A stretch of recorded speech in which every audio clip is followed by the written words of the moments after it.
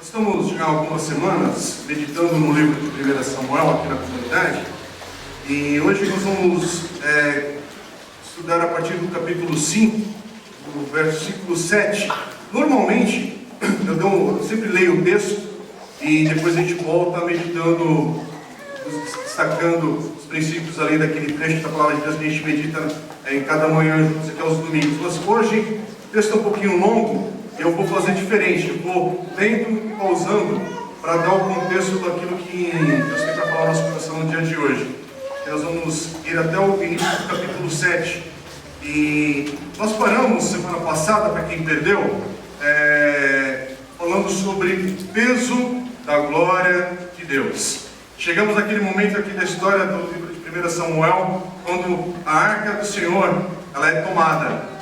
E terminamos falando sobre aquela expressão Icabode, que a glória de Deus se foi. Uma expressão muito forte. Abre a sua Bíblia agora, vai estar aqui projetando também, mas quem tiver com a Bíblia vai acompanhar melhor. E vamos lembrar que nós terminamos meditando que o Deus Dagon, eles colocam a arca do Senhor diante dele, e na manhã seguinte ele parece todo quebrado. E falamos sobre essa questão de quem pode permanecer na presença de Deus? Quem pode suportar o peso da glória de Deus e da seriedade de quando nós falamos que estamos diante do Senhor? Nós vivemos dias, infelizmente, de muito falar a palavra a Deus e não entender a dimensão do Deus vivo. Às vezes muito acontece, incluindo nas igrejas evangélicas, e há uma falta de temor estar diante de Deus. Nós temos algumas expressões de louvor, de adoração, de um culto, que a gente fala que Deus está ali, e aí sai assim, no segundo seguinte você sai falando qualquer assunto, qualquer coisinha. Não que você não possa mudar de assunto, não é essa a questão. Mas a questão é que você está num culto, num momento específico, porque também nós precisamos ser bem reais com a realidade da vida. Ninguém suportaria a presença de Deus continuamente, como nós vemos na sua palavra, principalmente no Velho Testamento. Estamos aqui reunidos nessa manhã. Imagina que nós estamos aqui nessa manhã e podemos ter uma experiência de estarmos na presença de Deus que nos levam também a dobrar os joelhos, a ficarmos de rosto ao chão. Bom, se isso acontecer a cada hora do nosso dia, ninguém aguenta. Ninguém aguenta continuar a vida. Mas há momentos que nós temos uma oportunidade, sim, de viver essa dimensão do Espírito Santo de Deus vem no nosso meio, se derrama de tal forma que é uma experiência que é sobrenatural, sim. As pessoas caem aos pés do Senhor, choram incessantemente ali, gritam, louvam com voz alta. Mas é impressionante hoje banalização dessas expressões. O cara tem uma experiência com Deus, cai no chão, tal. Aí depois ele vai pro McDonald's, comer lá um negócio, comer papo à toa. Desculpe, mas não bate. Não dá. Você cai na presença de Deus para ter uma experiência sobrenatural de Deus. Você tem que trazer transformação na tua vida naquele momento. Vai ter uma sequência. Não dá para a gente ouvir Deus profeticamente falando, trazendo uma palavra para a tua vida, e na sequência disso, simplesmente, beleza, vamos assistir hoje o Faustão à tarde, continua a vida, como se nada tivesse acontecido. É que nem pessoal, às vezes você está num culto, acontece uma outra questão que pode acontecer também, quando há uma manifestação sobrenatural de Deus, vidas serem libertas. Eu já fui testemunha disso. Já vi, presenciei diversas vezes. E olha assim, eu tenho um lado pentecostal aqui, que está guardadinho aqui no cantinho aqui, às vezes ele se manifesta, né? E já vi muitas experiências de Deus fantásticas. Pessoas serem libertas de demônios, saírem endemoniadas, e Jesus liberta uma nova vida. Mas irmãos, quando você vê isso acontecer, não dá para mudar de assunto assim, como se nada tivesse acontecido. Simplesmente vai para casa, liga o rádio lá na CBN e continua ouvindo as notícias do dia. Não dá. Não dá. E hoje há esse clima no meio religioso e evangélico no Brasil todo, porque as pessoas não entendem, principalmente aqueles que não estão em Cristo, não entendem algumas coisas. Como é que você tem uma experiência com Deus, algo acontece, mas parece que não traz fruto, não traz algo concreto para a vida, ficou só naquele êxtase espiritual. E esse texto do Velho Testamento, que nós podemos ter uma aplicação muito prática para a nossa vida, é essa experiência da presença, da manifestação de Deus, que neste momento, para o povo de Israel, eles estão vivendo aqui no momento que há o tabernáculo, onde há a presença de Deus no tabernáculo, e há esse símbolo da presença de Deus que era a arca. Então está todo um significado no que está acontecendo. E vamos continuar então do verso 7 agora, do capítulo 5. Presta atenção nessa história. Quando os homens de Asdod viram o que estava acontecendo, quer dizer, Deus Dagom tinha acabado de se esfacelar todo ali no chão, quebrar, eles viram que algo aconteceu, que não podiam ficar zombando Deus de Israel. Olha o que eles fazem. Disseram, a arca do Deus de Israel não deve ficar aqui conosco, pois a mão dele pesa sobre nós, sobre nosso Deus Dagom. Então reuniram todos os governantes dos filisteus. Eles perguntaram, o que faremos com a arca do Deus de Israel? Eles responderam, levem a arca do Deus de Israel para Gade. Então levaram a arca do Deus de Israel. Quer dizer, eles viram o que tinha acontecido e falaram, a gente não pode continuar com a presença desse Deus no nosso meio, a gente precisa fazer alguma coisa. Então eles enviam para essa cidade chamada Gade. E olha o verso 9, que diz, mas quando a arca chegou, a mão do Senhor castigou aquela cidade. Ele trouxe grande pânico. Ele afligiu o povo da cidade, jovens e velhos, com uma epidemia de tumores. Então enviaram a arca de Deus para Ecrom. Quando a arca de Deus estava entrando na cidade de Ecrom, o povo começou a gritar. Eles trouxeram a arca do Deus de Israel para cá, a fim de matar a nós e ao nosso povo. Vamos, presta atenção no pânico que está causando no meio desse outro povo. Quer dizer, eles enviam a arca para essa cidade de Gade, pensando, não, talvez essa outra cidade eles possam aguentar o peso da glória de Deus, eles possam aguentar a presença desse Deus de Israel. Mas é interessante que Deus faz também ali naquele povo. Não consegue ficar na presença de Deus. Eles têm tumores. Deus lança sobre eles o peso da sua glória ali, e eles não suportam isso. E aí, agora eles enviam a arca, versículo 10, para a cidade dos filisteus em Ecrom. E aí a mesma coisa acontece novamente. E aí de novo, eles querem de novo enviar para um outro lugar, que é do verso 11 e 12. Deixa eu continuar aqui a leitura. Verso 11. Então reuniram todos os governantes dos filisteus e disseram, levem embora a arca do Deus de Israel, que ela volte ao seu lugar. Caso contrário, ela matará a nós e ao nosso povo, pois havia pânico mortal em toda a cidade.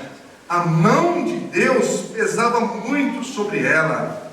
Aqueles que não morreram foram afligidos com tumores, e o clamor da cidade subiu até o céu. Mas presta atenção nesse cenário.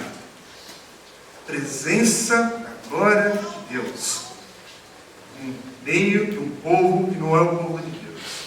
Começa a esmagá-los, começa a sufocá-los. Eles não aguentam estar diante da presença de Deus. Eles têm essa sensação que parece que a glória está pesando sobre cada um deles. E nós vamos entrar agora no capítulo 6. Nós vamos ver que depois de 7 meses, os filisteus decidem então enviar a arca de volta para Israel, porque no meio deles, eles não aguentam. Eles não aguentam o peso da glória desse Deus. E com ainda mais como oferta pela culpa, por terem transgredido as coisas do Senhor ali. Olha o início desse capítulo 6. Vamos ler a partir do verso 1. Quando já fazia 7 meses que a arca do Senhor estava em território filisteu, os filisteus chamaram os sacerdotes e adivinhos e disseram: que faremos com a arca do Senhor? Digam-nos, com que devemos mandá-la de volta a seu lugar?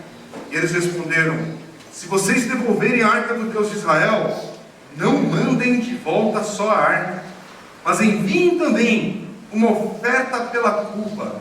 Então vocês serão curados e saberão que a sua mão não tem se afastado de vocês.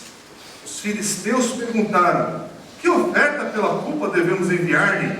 Eles responderam: 5 tumores de ouro e 5 ratos de ouro, de acordo com o número de governantes filisteus, porquanto a mesma praga atingiu vocês e todos os seus governantes.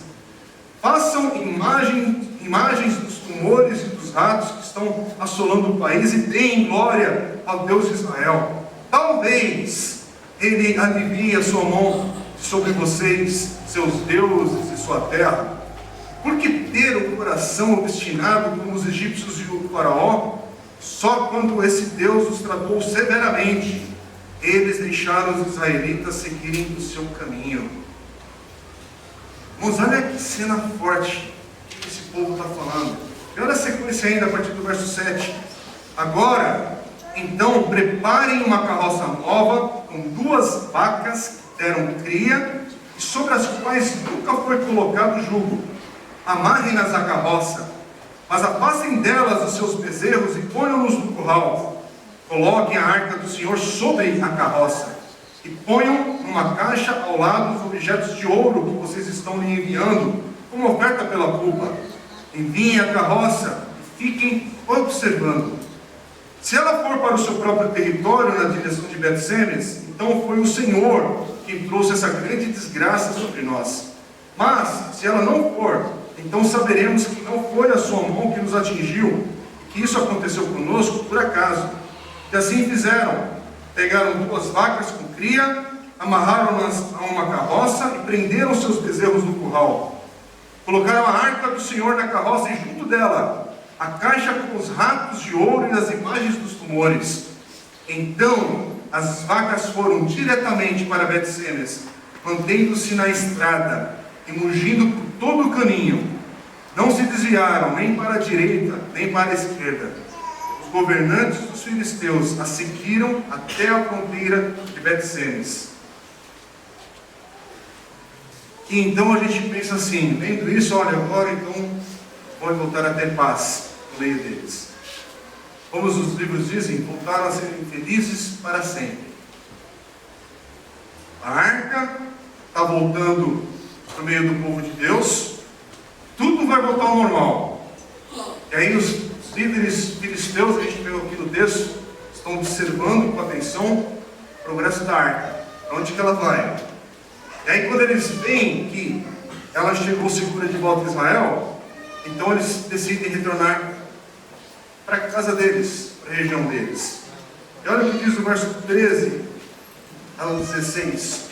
Ora, o povo de Bet-Semes estava colhendo trigo no vale. Quando viram a arca, alegraram-se muito.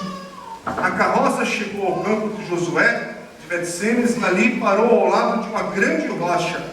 Então cortaram a madeira da carroça e ofereceram as vacas como holocausto ao Senhor. Os levitas tinham descido a arca do Senhor e a caixa com os objetos de ouro e as tinham colocado sobre a grande rocha.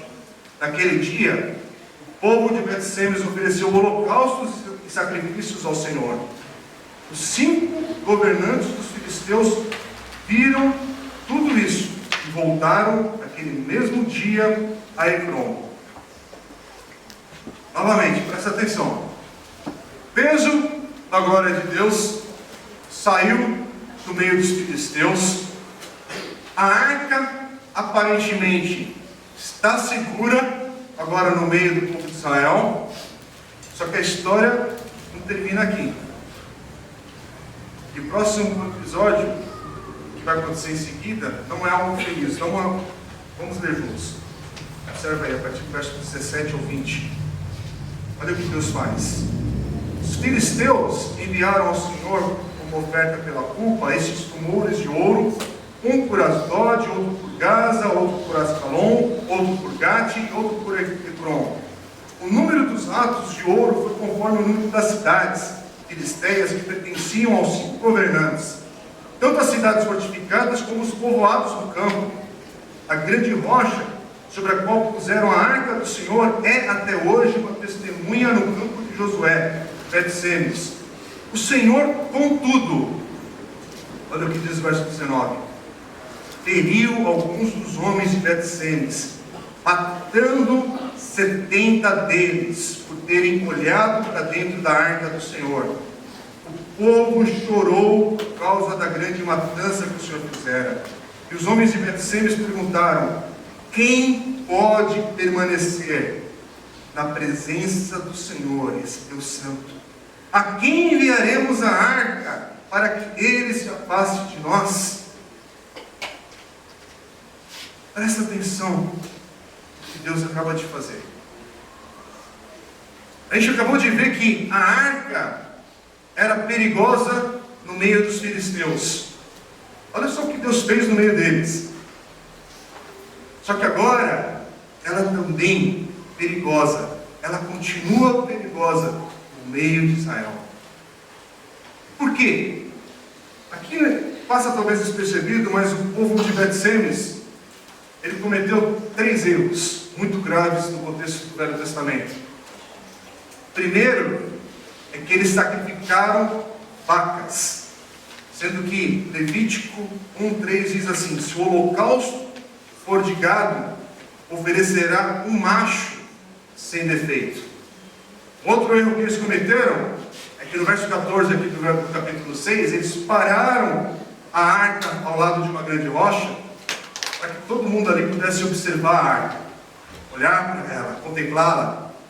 Números, capítulo 4, verso 5, diz assim: quando o acampamento tiver que mudar, Arão e seus filhos entrarão e descerão o véu protetor, e com ele cobrirão a arca da aliança. O terceiro erro que eles cometeram, e o mais decisivo, é que eles olharam para dentro da arca, algo que eles não podiam fazer. E aqui é um momento chave nessa história, porque nós vimos que o Deus Dagon caiu diante do Senhor, mas presta atenção também no que significa o peso da glória de Deus no meio do seu povo também.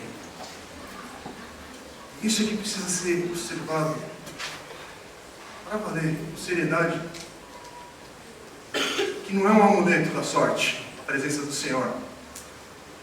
Não é um amuleto para que tudo vá bem. Presta atenção como Deus reage aqui no meio do seu povo, porque a gente às vezes pensa que, dentro desse texto, os filisteus é a grande ameaça para o povo de Israel.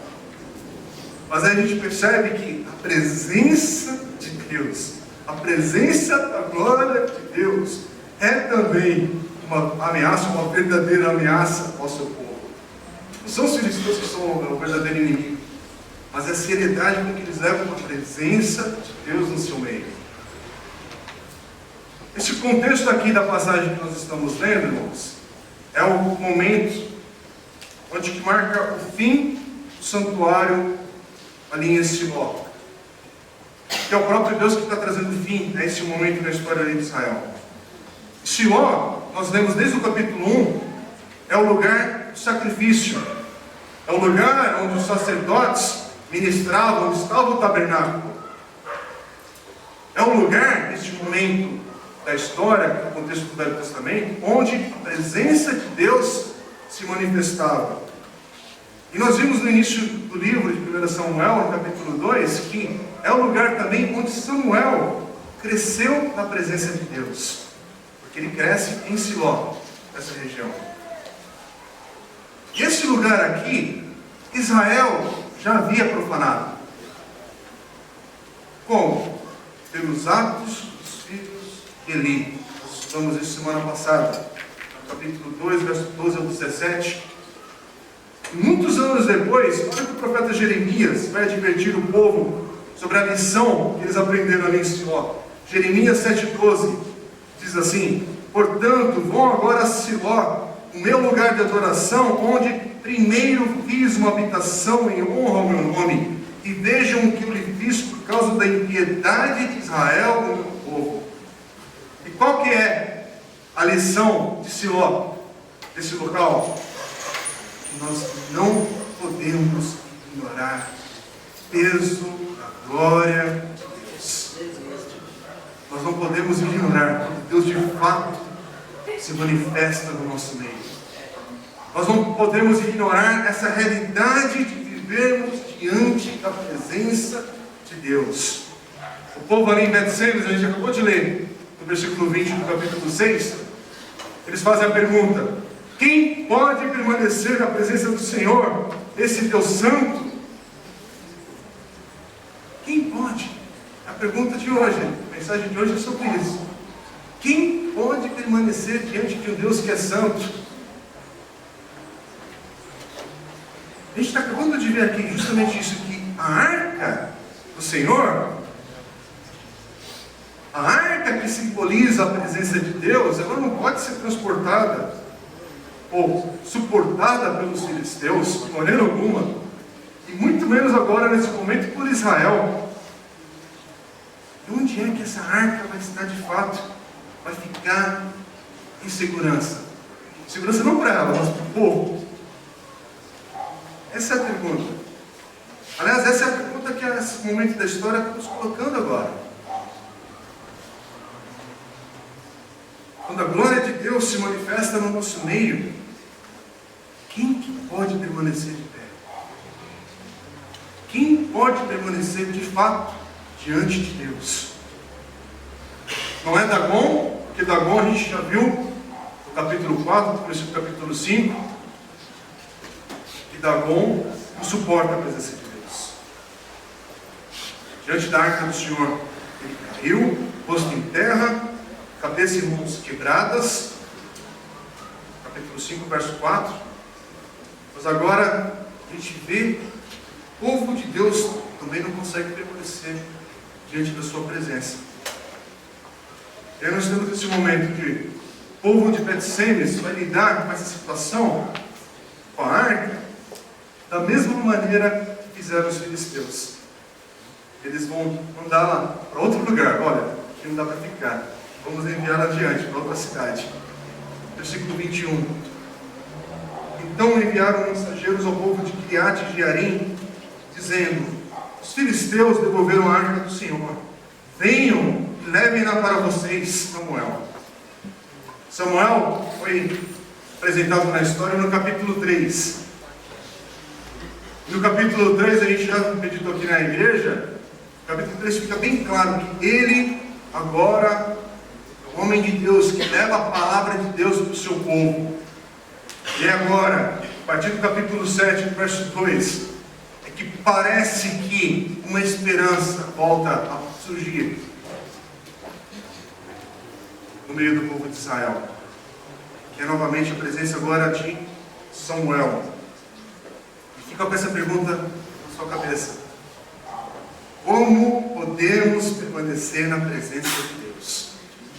Porque é a pergunta desse texto, mas a pergunta para hoje também. Como que você e eu, como que nós podemos permanecer na presença de Deus? E de novo, eu quero só destacar porque é necessário a gente trazer para o nosso contexto de hoje. Estar na presença de Deus não é balela não, gente. Estar na presença de Deus não é que cada um faz o que quer.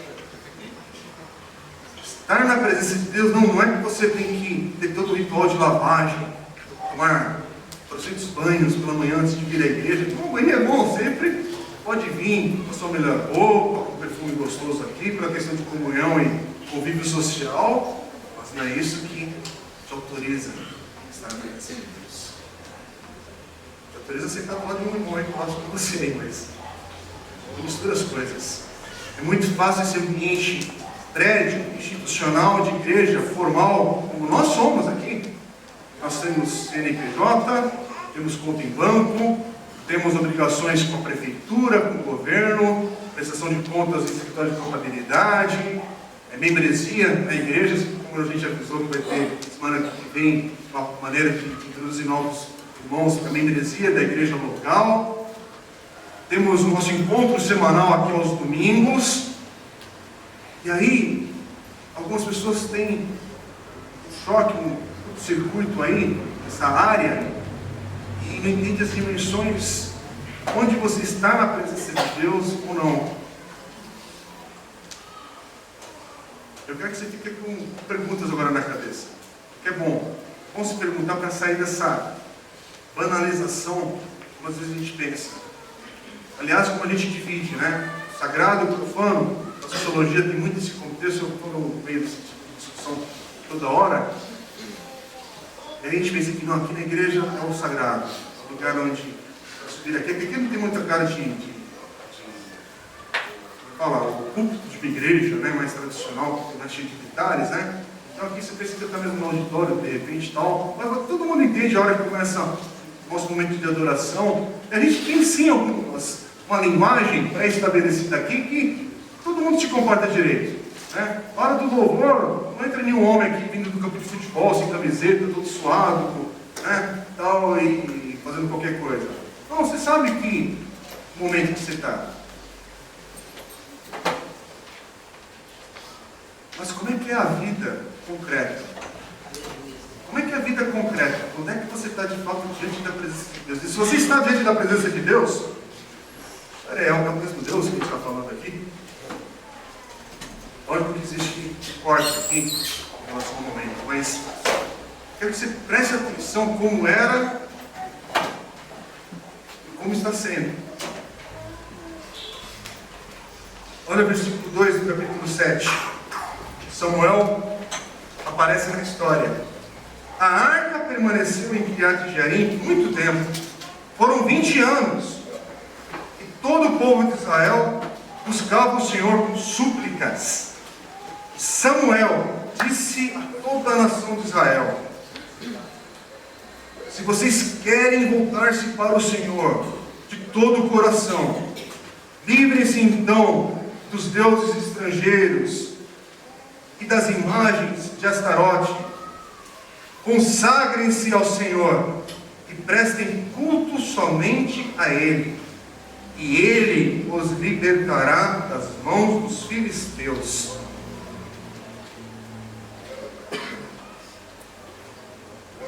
Como é que você pode permanecer diante da presença de Deus? Ou aqui, Israel, como Israel pode permanecer diante da presença de Deus?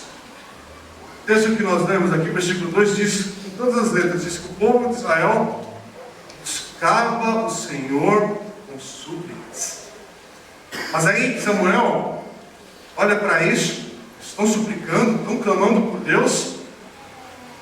Samuel diz assim: olha, se isso for um arrependimento genuíno, se esse arrependimento é para valer,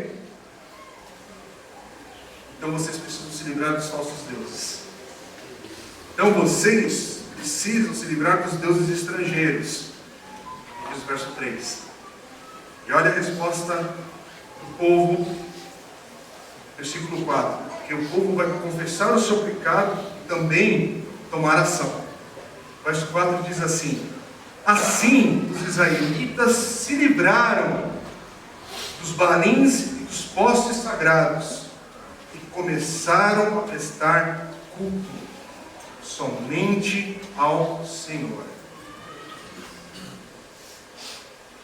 Irmão, se você quer saber o que é verdadeiro arrependimento, o que é uma verdadeira conversão a Deus, se você se arrepende de verdade, se você tem arrependimento genuíno na sua vida, então você vai se voltar. Você vai olhar para uma vida errada, de pecado, e vai deixar isso para trás. Não vai ficar apenas no falar. Não vai ficar apenas num discurso, de uma expressão religiosa. Há mudança, há ação, há algo que é concreto na vida. Porque a gente tem visto isso nos dias de hoje. Muitas pessoas falam ou expressam um arrependimento que é permeado, na verdade, de desculpa. Me perdoe pelos meus erros, pelas coisas erradas que eu fiz. Mas a vida dela parece que está recusando, de fato, a mudar, a trazer mudança. Para que isso que ela está falando que está arrependida, se concretizar na vida de fato. Porque verdadeiro arrependimento leva à ação. Você pode cantar, você pode vir à igreja, quando começar a frequentar uma igreja, mas o arrependimento verdadeiro na tua vida, a gente só vai saber com fruto, com desdobrar em ação na tua vida. Que nem hoje em dia, a gente está convivendo um exemplo bem concreto. Hoje estamos bombardeados com pornografia na internet. Para tudo quanto é lado, a moçada está vivendo uma tensão explícita toda hora. Tem sexo pesado, errado, torto, uma exploração em tudo ali, exploração do lado do feminino, do masculino também, a bagunça toda da homossexualidade. Todo segundo, se você deixar, chega no teu celular, mensagem pornográfica, qualquer site que você visite, o mais leve, parece que do nada vem coisas. Isso é uma realidade, inclusive, para pessoas, pode tirar a máscara, dentro das nossas igrejas. É uma tensão, é uma luta. Não quero zombar dessa luta que você está vivendo, não só para falar que você vai para o inferno, vai para o diabo. Não. É uma realidade que você tem que cair a ficha disso. Mas para você se arrepender disso, tem que ter algo concreto. Você chama alguém, se apaga de fato o histórico, não só para a esposa não pegar. Você muda o programa. Hoje existem aplicativos para bloquear esse tipo de site, se você tem uma luta nisso. Existe um site, inclusive cristão, que você coloca um amigo, para na hora que você clicar, é esse amigo que fica sabendo que você está clicando naquele site, para essa pessoa poder te ajudar a não cair nessa cilada de novo. Não para o Face, né? Olha, caiu, não é isso. Mas é para ajudar nessa luta. Você quer mudar de vida? O teu computador é exposto, é na sala, todo mundo vê o que está sendo acessado. Não é no cantinho escondido, onde para entrar tem que bater na porta, fazer barulho, quer uma latinha de bala de longe, né, para fazer barulho no chão, saber que alguém está entrando na sala e se desliga rapidinho. Não, se você estiver arrependido, é para valer, se chama alguém e pede socorro, porque precisa de socorro é um vício. É um vício que só te leva para baixo. Estou pegando esse exemplo para a gente não ficar no abstrato. Arrependimento verdadeiro entre marido e mulher tem expressão de amor concreta, tem flores de reconciliação, tem algo que se concretiza o mais rápido possível, o mais urgente possível, porque você não pode se arrepender de uma briga com a esposa ou com o marido simplesmente mandando uma mensagem no WhatsApp, né? Não. Arrependimento pessoal é vivo. Por quê? Porque arrependimento verdadeiro leva para a ação. Arrependimento verdadeiro, você se humilha, mas você se humilha porque é o certo a fazer. Você conserta entre amigos que estão brigados, que estão com o nariz empinado. Alguém dá o primeiro passo para mostrar que é arrependimento verdadeiro. Senão esse treco, no final, é triste, é terrível. Arrependimento verdadeiro em ação. É isso que, irmãos, não adianta apenas falar que sou cristão, sou evangélico. A gente está vendo isso lá em Brasília, o escândalo que é as pessoas falando em nome de Deus e a repercussão da sua vida, quando vem à tona o que é, essas pessoas se comprometem nos bastidores e quando vazam as informações, e agora uma atrás da outra sempre. De novo, por quê? Porque arrependimento verdadeiro leva à ação. Já comentei que na igreja nós estamos vivendo uma semana muito pesada na nossa nação. Eu não fico feliz de estar acontecendo o que está acontecendo agora. Estava orando, torcendo por mudanças, mas a mudança que veio, a gente sabe que ela não satisfaz. É apenas um passo. O que é triste, que nós não vemos arrependimento no meio dessas pessoas. Por isso que há tão pouca esperança de mudança. Você viu alguém vindo, confessando de fato, e se arrependendo e trazendo ação para esse arrependimento? A gente não está vendo isso, gente. Não adianta falar que vai cortar ministérios tudo, mas aí você coloca uns sarnês para serem presentes ali nesses outros ministérios. É incoerente. Não é questão de gênero, porque tem mulher ou não tem mulher no grupo lá, ou se tem negro ou não tem. É uma questão mais de caráter. O problema é muito sério. É que a gente fica nesses negócios que é fácil de ficar repercutindo na semana, né? É lógico que tem a sua gravidade e insensibilidade, o que já é um sinal também. Né? A insensibilidade, depois de tantos e tantos anos, não ter uma mulher nos ministérios. Não é para puxar aqui para o lado das mulheres, não. É que é incoerente com a sociedade que a gente está vivendo. E aí, quando você vê isso, desculpa, falou, mas não traz isso para a vida, não tem ação concreta. Eu trago esses exemplos porque a gente precisa olhar para a palavra de Deus e entender que a palavra de Deus é para agora, é para o nosso hoje. O Velho Testamento não ficou para o passado. O Velho Testamento, você olha para ele e fala: Senhor, só o milagre do Senhor nesse texto, para esse texto falar ainda hoje para o meu e para o seu coração, e de aplicação viva. Por isso que eu amo pregar o Velho Testamento também, por causa dessa questão. Como um texto desse pode falar na realidade que a gente está vivendo hoje, nessa semana que começa? Agora, arrependimento verdadeiro, ele é importantíssimo de ser demonstrado com ação, mas a adoração também é importante. Porque quando você se arrepende em verdade diante do Senhor, a expressão desse arrependimento também se concretiza através da adoração. É isso que Samuel vai fazer com todo o povo. Vocês estão arrependidos? Estão abandonando os falsos deuses? Ele convoca todos para um ato de adoração comunitária. Capítulo 7, verso 5, para você não se perder. Samuel prosseguiu: reúnam todo Israel em Mizpá, e eu intercederei ao Senhor a favor de vocês. Quando eles se reuniram em Mizpá, tiraram água e a derramaram perante o Senhor. Naquele dia jejuaram e ali disseram: temos pecado contra o Senhor. E foi em Mizpá que Samuel liderou os israelitas como juiz. Irmãos, arrependimento é um movimento que afasta você do pecado. É muito sério. Por que se afasta do pecado? Porque é o pecado que te afasta de Deus. Então, arrependimento genuíno é um movimento que te afasta do pecado, que te afasta de Deus. Porque através do ato da adoração, você se aproxima do Senhor. Se você se aproximar do Senhor, é luz. E onde há luz não vai ter trevas. Não vai ter essa mistura.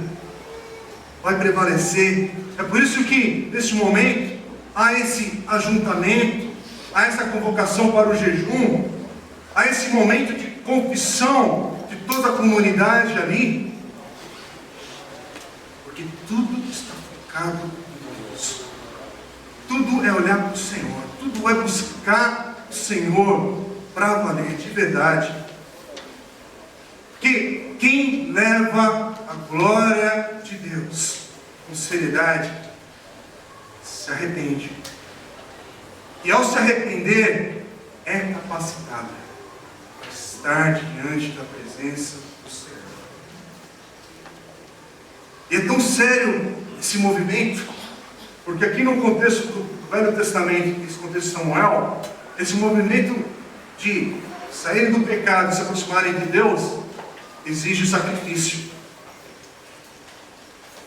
Versículo 7. Quando os filisteus souberam que os israelitas estavam reunidos em Mizpá, os governantes dos filisteus saíram para atacá-los.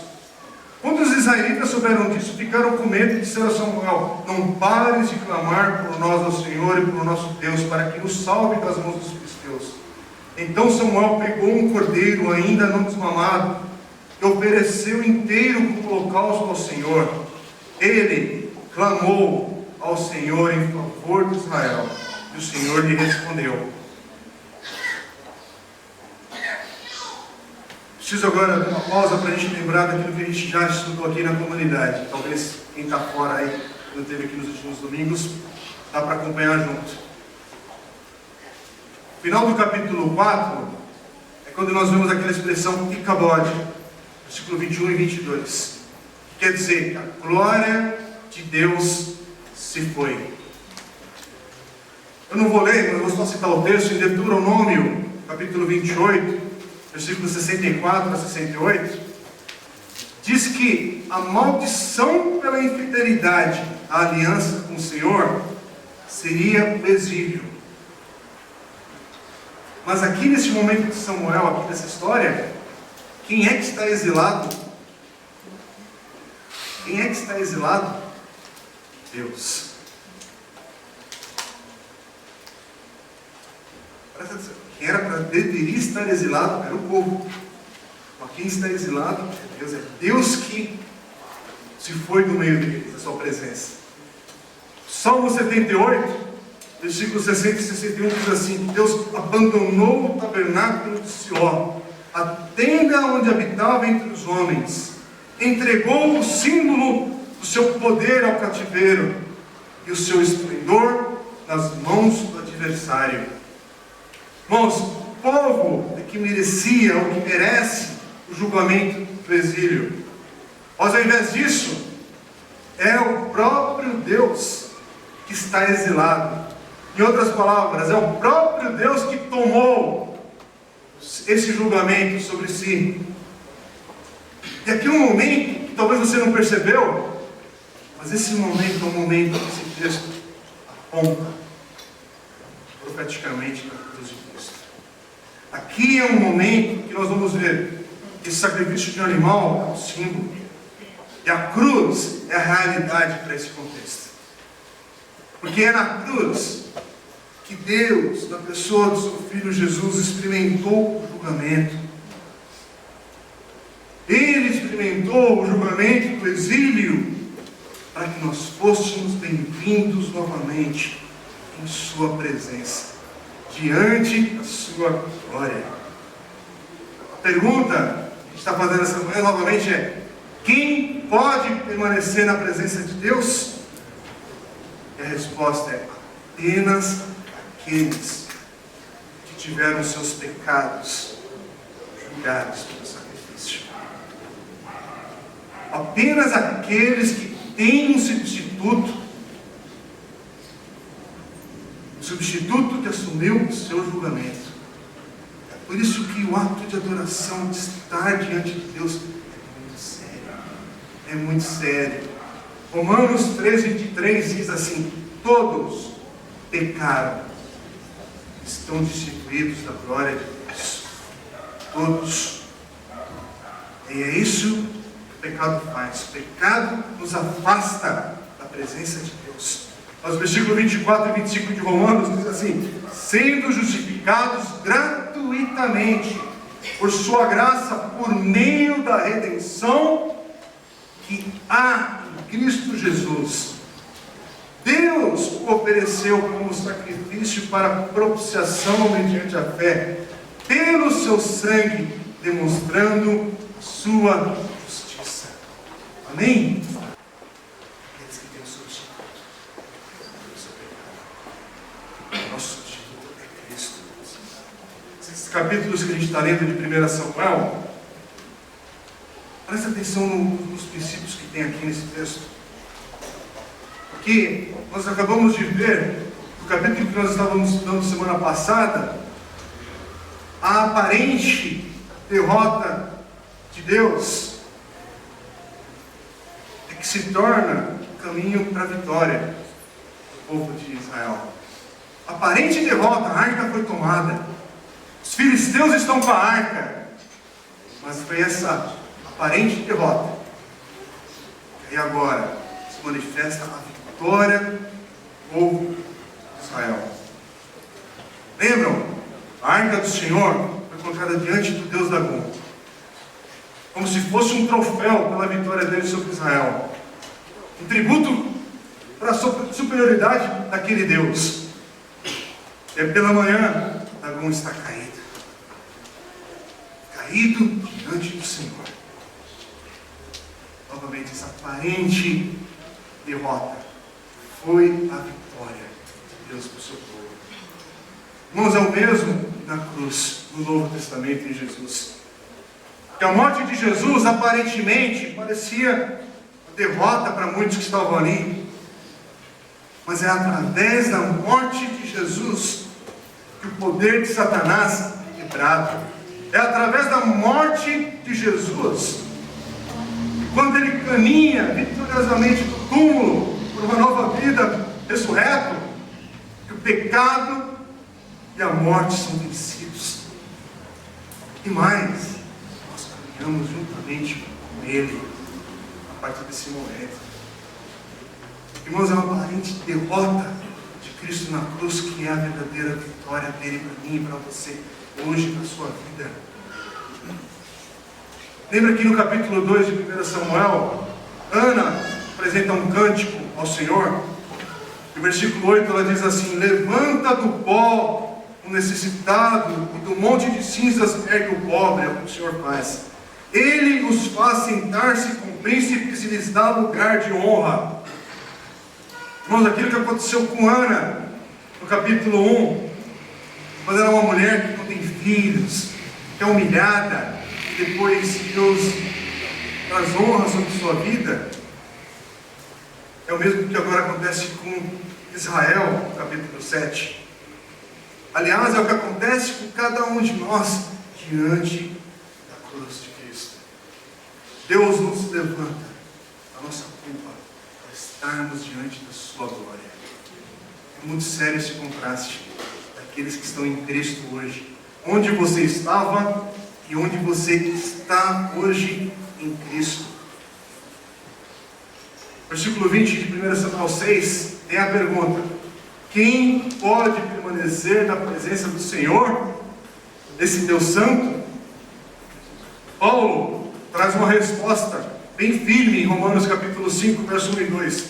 Tendo sido, pois, justificados pela fé, temos paz com Deus.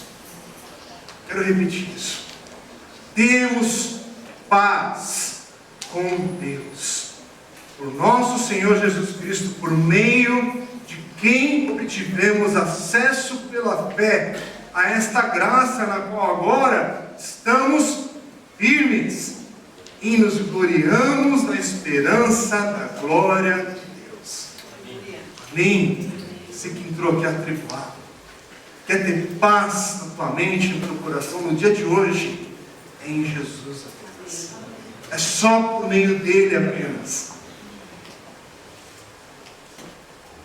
De novo, essa parte do livro de 1 Samuel, essa sessão que a gente leu recentemente, ela começou no capítulo 4 com uma batalha entre Israel e os filisteus. E agora no capítulo 7, no meio dele, vai terminar com uma outra batalha. Interessante que no versículo 5 e 7 do capítulo 4, são os filisteus que ouvem Israel vindo, grito no campo de Israel, e eles ficam com medo. E aí agora, no versículo 7, os israelitas que ouvem e ficam com medo. É o contrário. No início os filisteus ouvem Israel se aproximando e ficam com medo. Agora, o medo está com Israel. Israel ouve os filisteus vindo e ficam apavorados. Só que dessa vez, quando os filisteus atacam, diz o texto aqui que o Senhor trovejou os céus, e nós vamos ler. Deixa eu ler do versículo 7 em diante, até o 14. Quando os filisteus souberam que os israelitas estavam reunidos em Mispá, os governantes dos filisteus saíram para atacá-los. Quando os israelitas souberam disso, ficaram com medo. Disseram a Samuel: não pares de clamar por nós ao Senhor, o nosso Deus, para que nos salve das mãos dos filisteus. Então Samuel pegou um cordeiro ainda não desmamado e o ofereceu inteiro como holocausto ao Senhor. Ele clamou ao Senhor em favor de Israel, e o Senhor lhe respondeu. Enquanto Samuel oferecia o holocausto, os filisteus se aproximaram para combater Israel. Naquele dia, porém, o Senhor trovejou com um fortíssimo estrondo contra os filisteus, os colocou em pânico e foram derrotados por Israel. Os soldados de Israel saíram de Mispá e perseguiram os filisteus até um lugar abaixo de Bet-car, matando-os pelo caminho. Então Samuel pegou uma pedra e a ergueu entre Mispá e Sem, e deu-lhe o nome de Ebenezer, dizendo: até aqui o Senhor nos ajudou. Assim os filisteus foram dominados e não voltaram a invadir o território israelita. A mão do Senhor esteve contra os filisteus durante toda a vida de Samuel. As cidades que os filisteus haviam conquistado foram devolvidas a Israel. Desde Hebron até Gate, Israel libertou os territórios ao redor delas do poder dos filisteus. E houve também paz entre Israel e os amorreus. Irmãos, é interessante que Ana, no capítulo 2, profetiza essa situação. Olha o que ela diz no versículo 9 e 10, capítulo 2: aqueles que se opõem ao Senhor serão despedaçados, Ele trovejará o céu contra eles, o Senhor julgará até os confins da terra.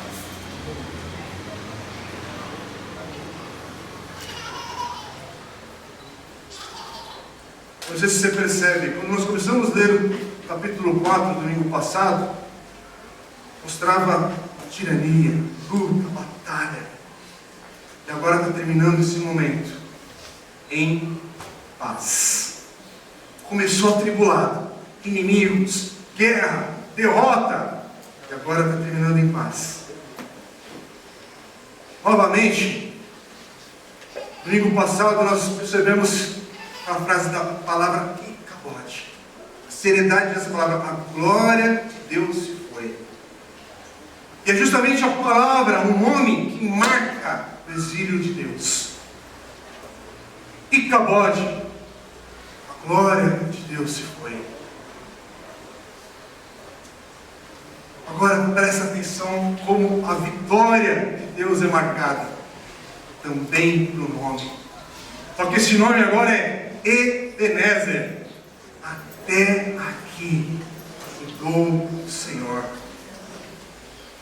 Irmãos, eu não sei o momento que você está vivendo hoje. Talvez você está aqui sobrecarregado. Tua vida está pesada.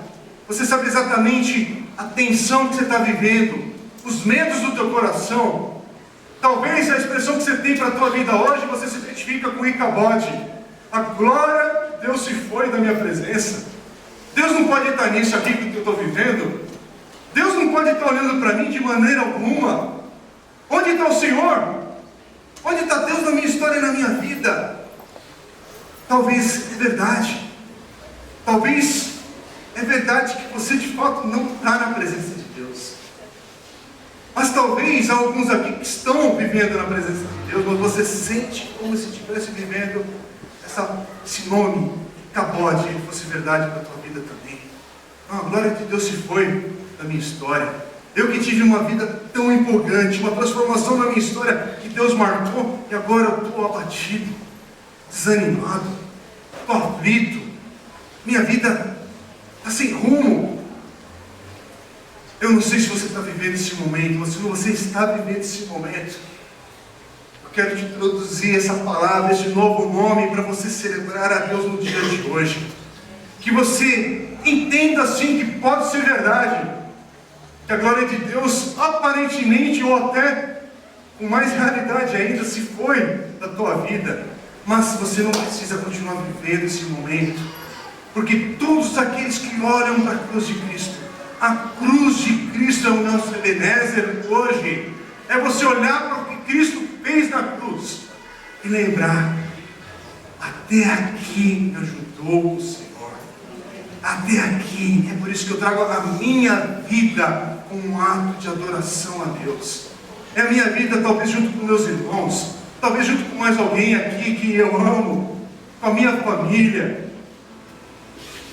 Mas hoje é trazer essa verdade que todos nós hoje podemos continuar vivendo esse esse novo nome na nossa história, que é Ebenezer. Até aqui me ajudou o Senhor. E essa semana que começa, esse novo governo que está no nosso país, a nossa esperança não está nessas coisas, mas está nessa palavra. Olha, eu não sei se tem um exército está aí fora querendo bagunçar minha vida, inimigos gritando alto, e eu estou com medo porque eu estou ouvindo os gritos. Mas hoje nós temos a palavra do Senhor. Não, você não precisa de um profeta de Deus trazendo a palavra para a tua vida. Você tem a palavra de Deus para a tua vida hoje. Hoje você tem Cristo, o seu exemplo concreto na cruz, para olhar para ela e lembrar: é o meu Ebenezer, é o meu memorial, é o meu altar. Hoje a minha vida diante do Senhor, diante do meu Ebenezer. Até aqui me ajudou o Senhor. Eu quero te convidar agora para nós ficarmos em pé. Nós vamos orar, levantar um clamor ao Senhor. Porque hoje, eu sei que tem pessoas que já têm vivido essa certeza, essa segurança, estarem na presença do Senhor. Mas eu quero dar oportunidade para você que entrou aqui hoje, pensando que a glória de Deus se foi, pensando que você não tem nada de Deus na tua vida, não tem esperança alguma, mas em nome de Jesus, Cristo já venceu a morte e o pecado. Ele nos dá uma nova força hoje, que é o seu Espírito Santo, para habitar na minha vida. Não é no prédio, é na minha vida. É no poder dessa vida real de Deus em cada um de nós por causa de Jesus. Você pode viver um coração cheio de novo vigor, cheio de vida. E hoje é um dia para nós clamarmos a Deus por você. E no ato de fé, nós vamos clamar pela tua vida. Vem aqui na frente hoje, agora, para nós clamarmos ao Senhor. Você que está abatido. Eu não estou falando você que é de outra religião. Ninguém vai olhar agora se você está... O que é? Nós estamos sabendo o seguinte: tem pessoas aqui hoje que estão desanimadas, estão abatidas, estão sufocadas. Mas hoje nós estamos diante do Senhor. Aqui é uma família de Deus. Todos que estão aqui, nós apenas reconhecemos a Deus. Nós queremos clamar a Deus por você. Queremos orar por você. Então, em nome de Jesus, vem aqui à frente para juntos nós clamarmos a Deus como a igreja do Senhor pela tua vida. Que tenha um novo ânimo hoje em Jesus. Convide a Jesus: Senhor, eu quero viver esse Ebenezer na minha vida hoje, agora. Então, em nome de Jesus, vem aqui à frente para nós clamarmos por você hoje.